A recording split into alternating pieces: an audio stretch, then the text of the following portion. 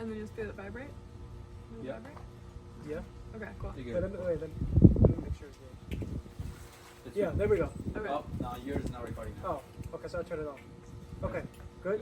All right. Yeah. Okay, give a clap. Yeah. 1, 2. Is that loud enough? Yeah. Okay, cool. All right. Okay, cool. Are we live on everything? Yes. It's gonna be really hard for me not to rock. Let's just rock together. We should just rock together. Yeah. Okay, cool. All I right, would get you to sit a little touch closer. a little closer. Does that work for you? I move over, she moves over? Just yeah. Okay. Is that good? Yeah. Perfect. Film frame? Okay. Cool. All right. We're gonna do this for YouTube too. So.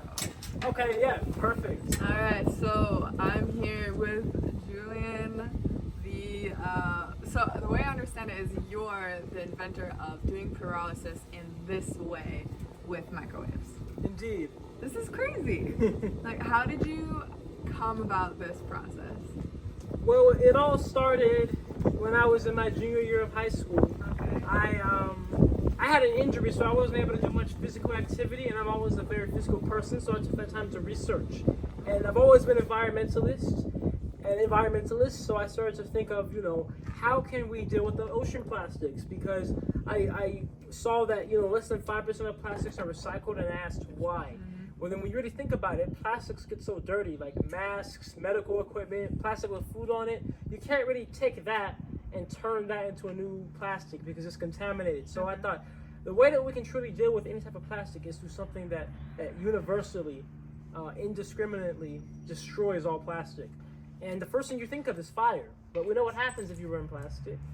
A lot of toxic emissions. So what's the next best thing? This process called pyrolysis, which is when you heat up plastic without oxygen in the environment. So a fire cannot form.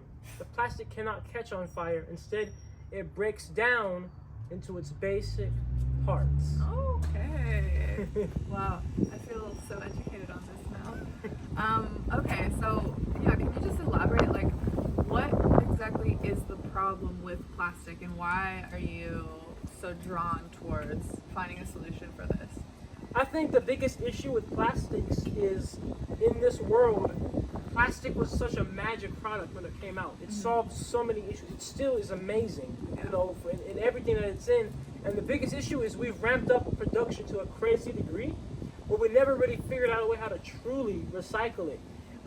In fact, there's like 7 or 8 different types of plastics, and the plastics that we actually do truly recycle, there's just 2 types really. Right. So we barely recycle, but we produce so much, and as we know, it's non-biodegradable, and it's seen as a waste product, and that's why there's billions of pounds of it in the ocean. And then when I found out that it's made of crude oil, that's what really made me say, you know what? We have to extract the energy out of it. Nobody really cares about making another water bottle out of plastic if you know that you can make gasoline, diesel, jet fuel out of plastic. Interesting. Okay, cool. Thank you. Yeah, I love it. Taking the energy back out of it and using it in a way that we can. So a lot of people would say, okay, but you're still burning it. Okay. Yeah. But what do you say to that? Well, what I say to that is, yes, we are still burning it. It is a fossil fuel because it comes from crude oil.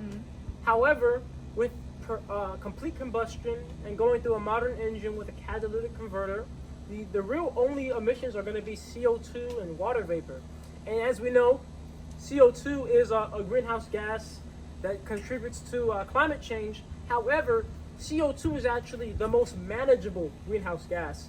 The truth of the matter is, plastic, when left out in the ocean or in landfills, it breaks down under photo degradation from the sun. It slightly breaks down and it starts to release methane and ethylene. There's research papers on this. And those things are far worse than CO2, like 40 times worse than CO2. Oh, wow. Well, we can't get them back out the air. But CO2, we can plant trees, we can grow algae, we can suck it out the air and make bricks out of it.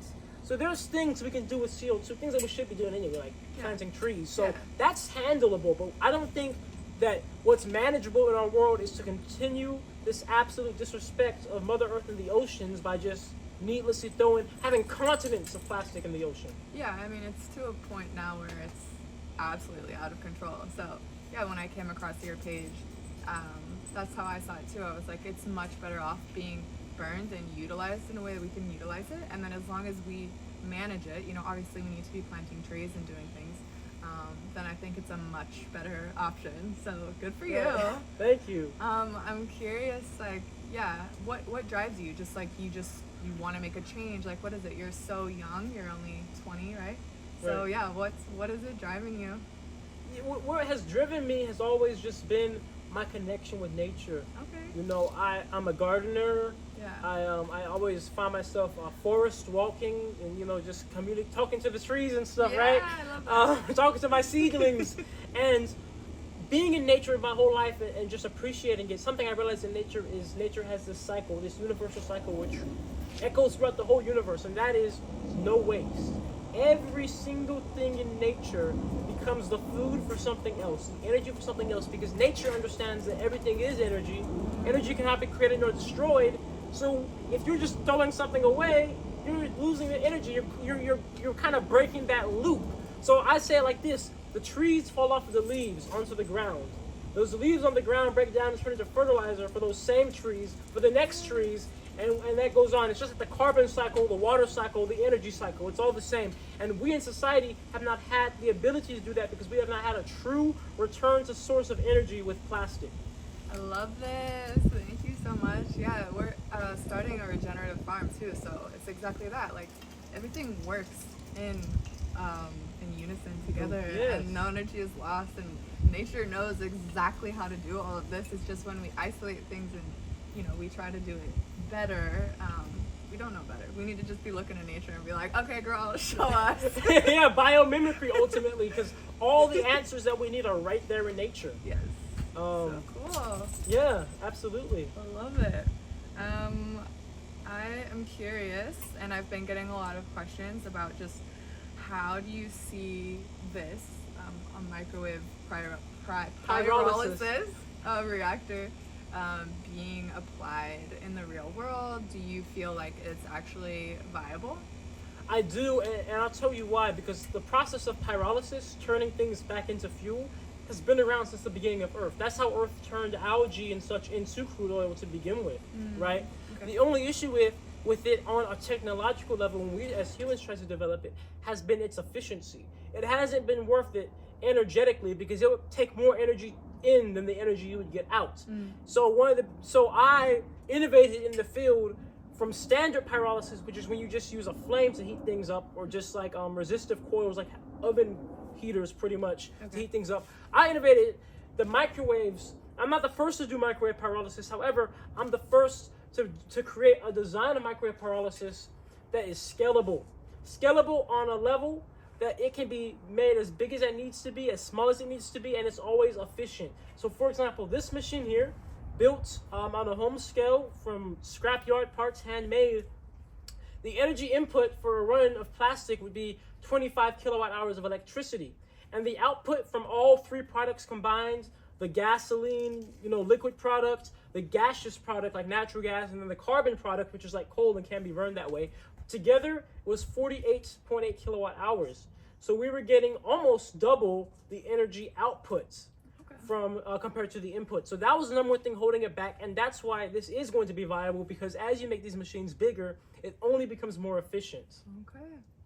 Right on. I mean, so you're gonna build me one or what? Of course, right for your farm. We're gonna need it for the farm. Yeah. Back? All right, cool. And yeah, I'm just curious, like, what exactly is your vision for this? Like, what are your ideas? How do you want to see it used in the world? I'm just curious about that. I want these machines to be in every single country, every single city, every single province on this earth. And I say that because I believe that plastic should be dealt with at the source. We don't need to have one giant centralized machine. These machines they're pretty safe when they're built properly, and ultimately they can be the type of thing that's like behind a store or something, right? So the store doesn't even need to have a garbage truck. They can just put their plastic right there. And I think that ultimately, if we have these machines so common throughout the world, there's not going to be any litter anymore, because when there's litter on the ground, somebody's going to say, that's energy, that's money.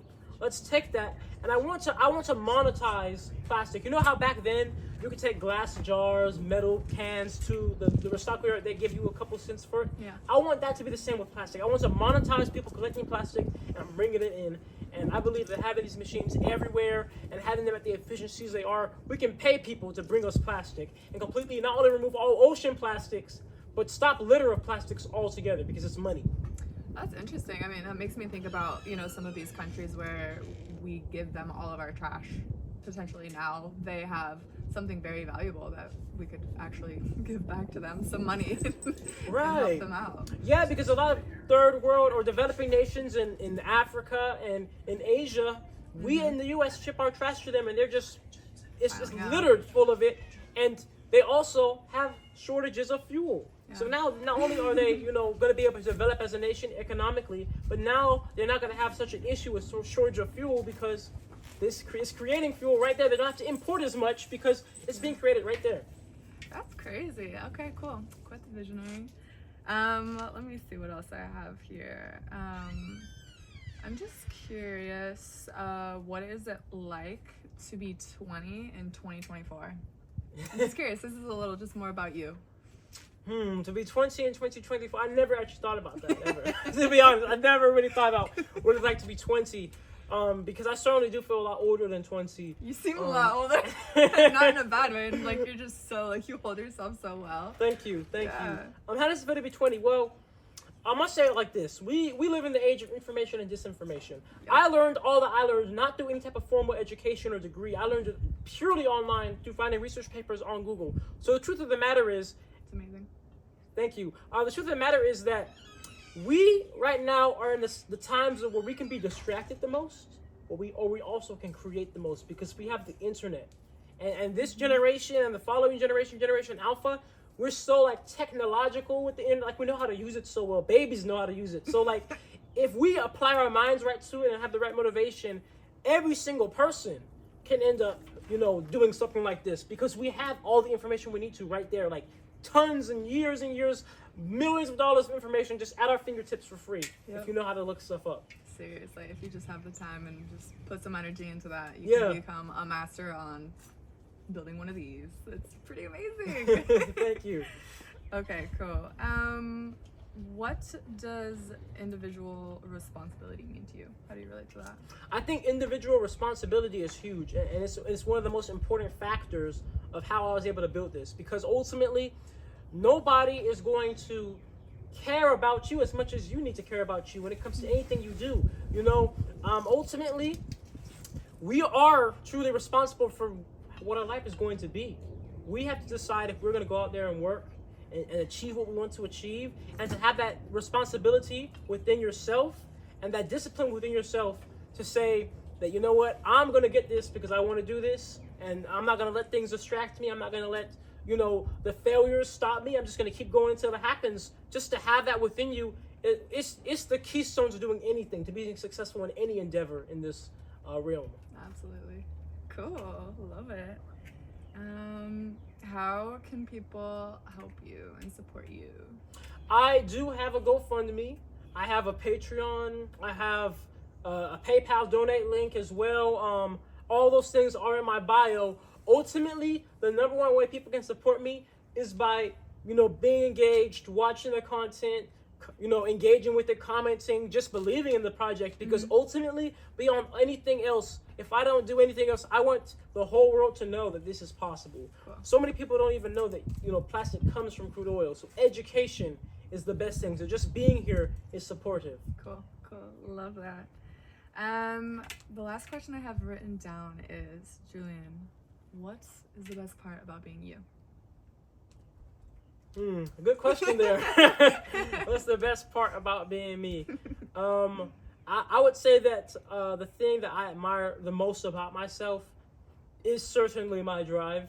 When it comes to anything I do, whether it was this or my businesses before or gardening, when I want to do something, I make it happen because I work relentlessly until it gets there. I keep trying. I don't give up.